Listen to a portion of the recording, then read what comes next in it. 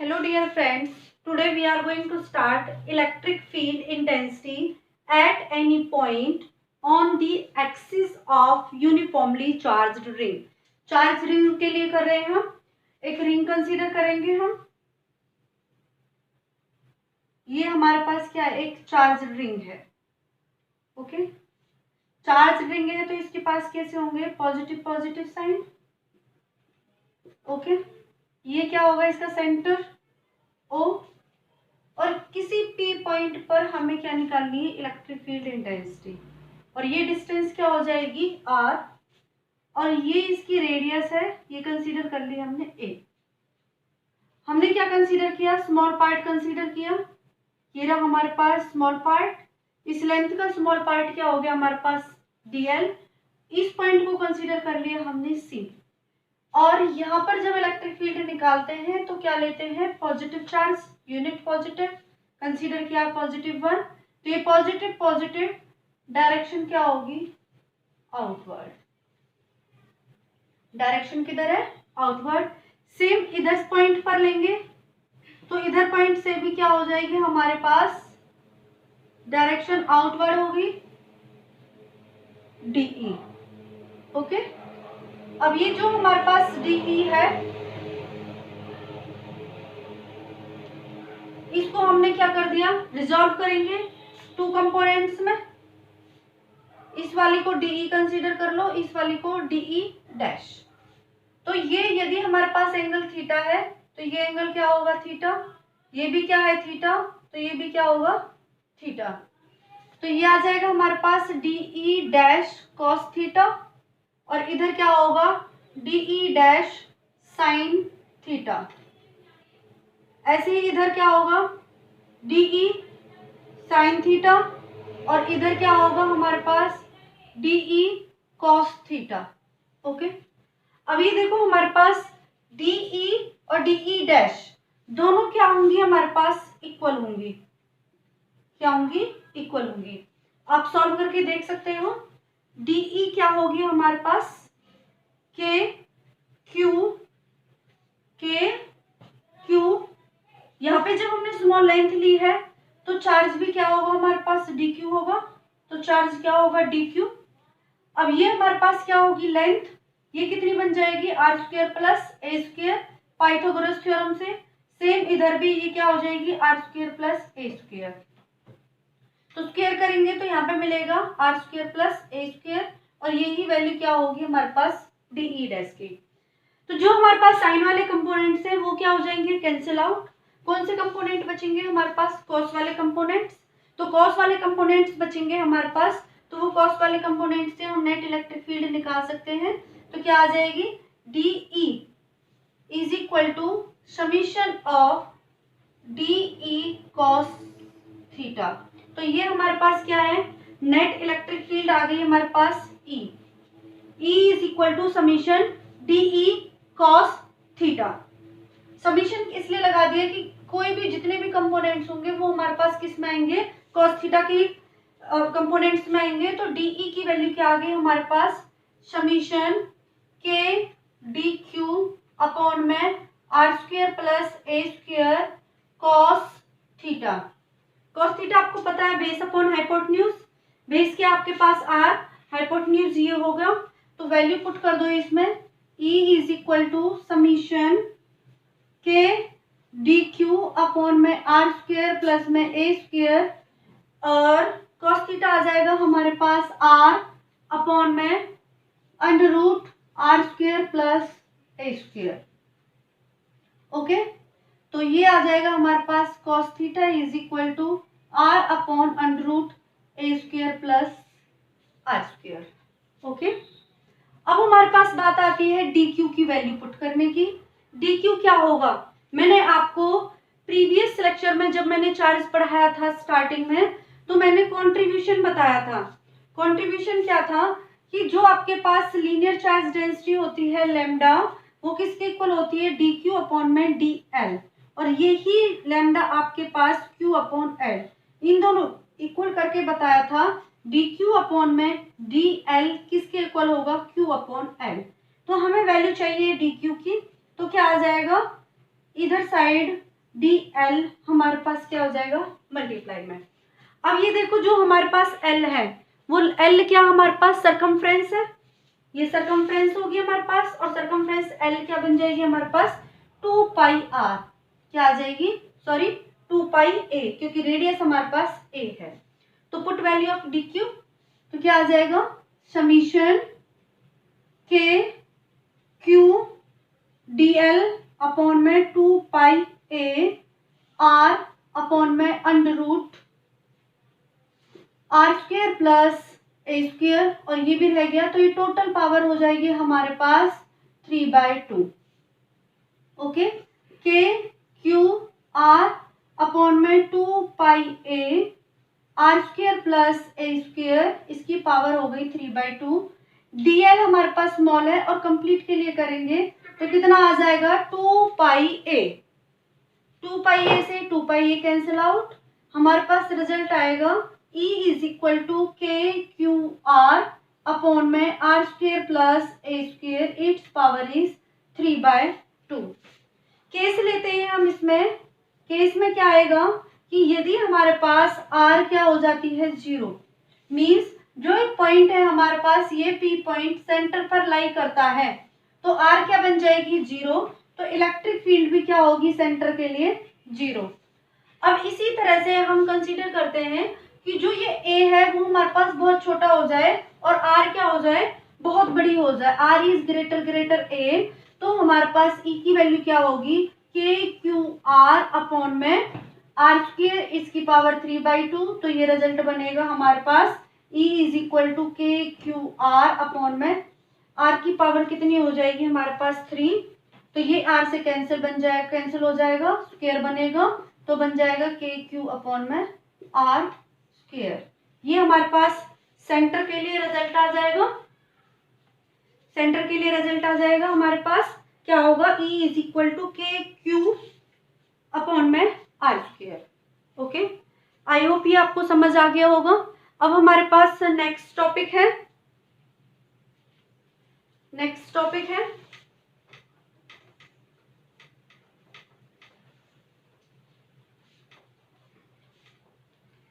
Topic में हमें torque निकालना है और उसमें क्या करना है कि यूनिफॉर्म इलेक्ट्रिक फील्ड के अंदर डाइपोल को रखना है, यूनिफॉर्म इलेक्ट्रिक फील्ड के अंदर क्या रखना है डाइपोल को रखना है, और जब हम डाइपोल को प्लेस करेंगे तो डाइपोल क्या करेगा आपका रोटेट करेगा।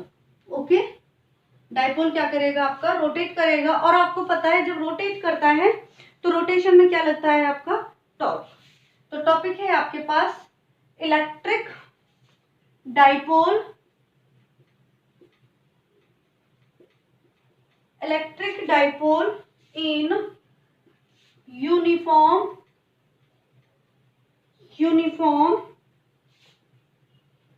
टू-डायमेंशनल इलेक्ट्रिक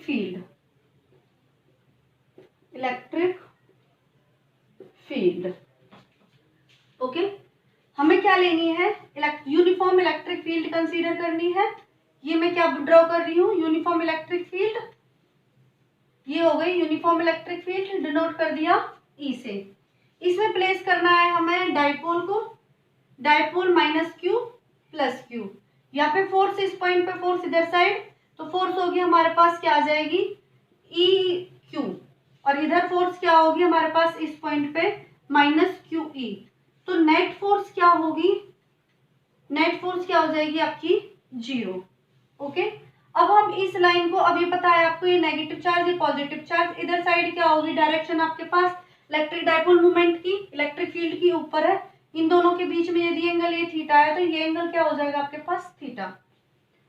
नेट फोर्स हमारे पास 0 है, तो मोशन लीनियर मोशन क्या होगा आपके पास, कोई लीनियर मोशन नहीं होगा, कोई भी लीनियर मोशन नहीं होगा। जब ये दोनों कंडीशन हमारे पास सेटिस्फाई हो गई है तो टॉर्क क्या होगा आपके पास लग जाएगा, और ये डाइपोल क्या कर जाएगा आपका रोटेट करेगा, और टॉर्क क्या हो जाएगा आपके पास force into perpendicular distance, force into perpendicular distance. अब परपेंडिकुलर डिस्टेंस क्या होगी हमारे पास, ये वाली परपेंडिकुलर डिस्टेंस हो जाएगी, ये आपके पास ए बी, ये हो गया सी, ये आपका डाइपोल है तो लेंथ क्या होगी इसकी 2a। तो AC निकालेंगे हम, पहले लिख लो फोर्स इनटू में AC। फोर्स क्या हो जाएगी आपके पास, magnitude of either force QE, और AC क्या होगी आपके पास, AC is equal to AB sine theta, और AB कितना है आपके पास 2a। Okay, 2a sine theta, put this value 2a sine theta. तो tau is equal to Q into 2a क्या बन जाता है आपका P, PE साइन थीटा। और आपको पता है टॉर्क कैसी क्वांटिटी है, वेक्टर क्वांटिटी है। कैसी क्वांटिटी है, वेक्टर क्वांटिटी है। यूनिट ऑफ टॉर्क क्या होगी, unit of torque newton metre, newton metre. Dimension formula क्या होगा, m1 L2 T माइनस 2 होगा। और ये क्या होगी आपके पास, वेक्टर फॉर्म में लिखेंगे इसको। वेक्टर फॉर्म क्या हो जाएगी, tau is equal to P cross B, क्योंकि आपके पास जो साइन थीटा है, साइन थीटा किसको रिप्रेजेंट करता है, क्रॉस प्रोडक्ट को रिप्रेजेंट करता है। ओके, अब यहाँ आते हैं आपके पास स्पेशल केसेस। केस में आएगा आपके पास फर्स्ट केस में क्या है, यदि आपके पास tau is equal to PE sine theta है, tau is equal to PE sine theta है, तो जो टाउ है वो किस किस पे डिपेंड कर रहा है, electric dipole movement, electric field, और sine theta mean sine angle पर डिपेंड करता है। तो हम कंडीशन ले रहे हैं, कंडीशन में क्या है, यदि डाइपोल, इलेक्ट्रिक डाइपोल मूवमेंट और इलेक्ट्रिक फील्ड दोनों सेम डायरेक्शन में है तो थीटा क्या बनेगा आपका, 0 बनेगा। तो इस कंडीशन में टाउ क्या हो जाएगा आपका 0। सेकंड कंडीशन लेते हैं कि ये यदि आपके पास अपोजिट हो जाते हैं, क्या हो जाते हैं, अपोजिट हो जाते हैं, तो थीटा क्या बनेगा आपका 180 डिग्री। 180 डिग्री पर भी टाउ क्या होगा आपका 0 होगा, क्योंकि साइन 180 क्या होता है आपके पास 0 होता है। तो इन दोनों कंडीशन में टॉर्क कैसा रहेगा आपका, स्टेबल रहेगा। ओके, नेक्स्ट आता है आपके पास कि जो यदि हम क्या लेते हैं, थर्ड पॉइंट आ जाएगा कि यदि इलेक्ट्रिक फील्ड और इलेक्ट्रिक डाइपोल आपके क्या आ जाते हैं, परपेंडिकुलर आ जाते हैं, थीटा क्या हो जाता है 90 डिग्री हो जाता है, तो टाउ की वैल्यू क्या आ जाएगी, PE साइन थीटा 90 क्या हो गया आपके पास 1, तो टाउ इज इक्वल टू क्या आ जाएगा PE। तो यहाँ पर ये क्या हो जाएगा आपका अनस्टेबल हो जाएगा, और यही इस पर ही क्या हो जाएगा आपका मैक्सिमम। ओके, ये थी इसकी स्पेशल कंडीशंस। अब नेक्स्ट टॉपिक है आपका कि जब आपका टॉर्क लगा है इसमें, और पार्टिकल जो आपके पास इलेक्ट्रिक डाइपोल है, वो डाइपोल क्या करेगा, रोटेट करेगा तो कुछ अमाउंट में क्या करना पड़ेगा, उसको वर्क करना पड़ेगा, और जब वर्क करना पड़ेगा तो उसके लिए क्या निकालना पड़ेगा, उसके लिए एनर्जी। तो हम निकालेंगे, नेक्स्ट टॉपिक है हमारे पास पोटेंशियल एनर्जी। क्या है, पोटेंशियल एनर्जी। तो नेक्स्ट टॉपिक हम करने वाले हैं पोटेंशियल एनर्जी, और पोटेंशियल एनर्जी में हमें सॉल्व करने के लिए क्या निकालना पड़ता है, वर्क डन निकालना पड़ता है। और वर्क डन क्या होगा आपके पास, वर्क स्मॉल अमाउंट का वर्क डन ही से हम इंटीग्रेशन करेंगे, इंटीग्रेशन करके जो वर्क डन आएगा वही हमारे पास क्या होगा, पोटेंशियल एनर्जी। तो potential energy of dipole, potential energy of dipole in uniform electric field, uniform electric field. Okay, potential energy आपको पता है पोजीशन के थ्रू लगती है, तो क्या आ जाएगी आपके पास, it is the energy possessed by the dipole by virtue of the particular position in the electric field.